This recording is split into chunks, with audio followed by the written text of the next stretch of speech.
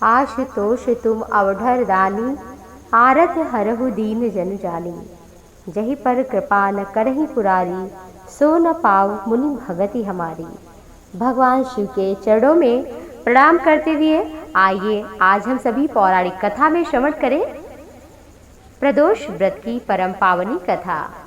प्रदोष व्रत करने से भगवान शिव की अपार कृपा मिल जाती है और देवादिदेव महादेव का इस दिन माता पार्वती का विधि विधान से पूजा करना चाहिए। इस दिन कथा श्रवण करने मात्र से ही व्यक्ति के जीवन में काल, कष्ट, दुख, दरिद्रता नष्ट हो जाते हैं और प्रदोष व्रत विधि विधान से करना चाहिए। भगवान शिव का दूध, दही, घृत, शहद, जल, गंगा जल इत्यादि से अभिषेक करें और उसके पश्चात बिल्व पत्र और शमी पत्र, अक्षत, काले तिल जैसे कि भगवान शिव को अति प्रिय पुष्प है, कनेर का पुष्प है, गुड़हल का पुष्प है, कमल का पुष्प है और बहुत सारे भगवान शिव को अति प्रिय पुष्प है। वो आप श्रद्धा भक्ति भाव से चढ़ाएं, दक्षिणा चढ़ाएं, वस्त्र चढ़ाएं और आरती करें और दीन दुखियों को दान करें, ब्राह्मणों को दान करें। जो भी हो शक्ति से,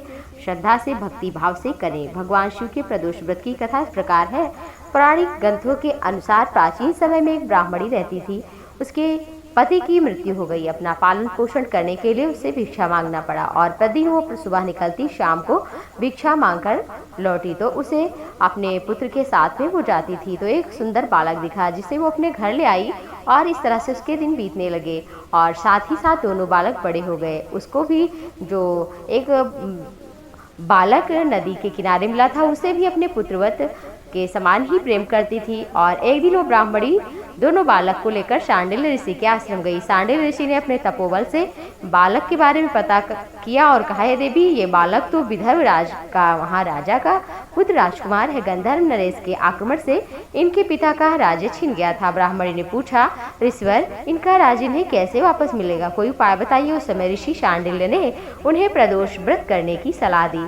ऋषि के कथनानुसार ब्राह्मणी और राजकुमारों ने विधिवत प्रदोष व्रत किया। उन्हीं दोनों में राजकुमार की मुलाकात अंशुमति से हुई। दोनों एक दूसरे को पसंद करने लगे और दोनों की सहमति से गंधर्व राजा ने दोनों का विवाह कर दिया। इसके बाद राजकुमार गंधर्व सेना पर आक्रमण करके युद्ध को जीत लेता है और गंधर्व पर राज्य करता है। युद्ध में वहां के नरेश की हार होती है और फिर से राजकुमार को विदर्भ राज मिल जाता है और ब्राह्मणी के पुत्र को वहां पर पुरोहित का कार्य नियुक्त करता है।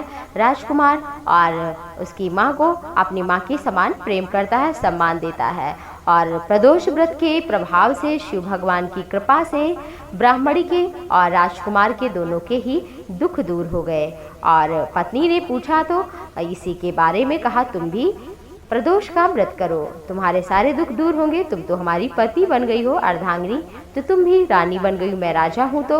और इस तरह से सभी के दुख दूर हुए।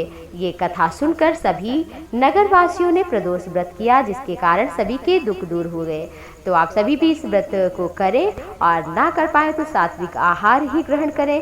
संध्या काल में शिव की उपासना करें, आरती करें और भक्ति भाव से उनके नाम का संकीर्तन करें। आप सभी पर देवादिदेव महादेव शिव की कृपा बनी रहे। इसी के साथ आप सभी को नमस्कार, प्रणाम।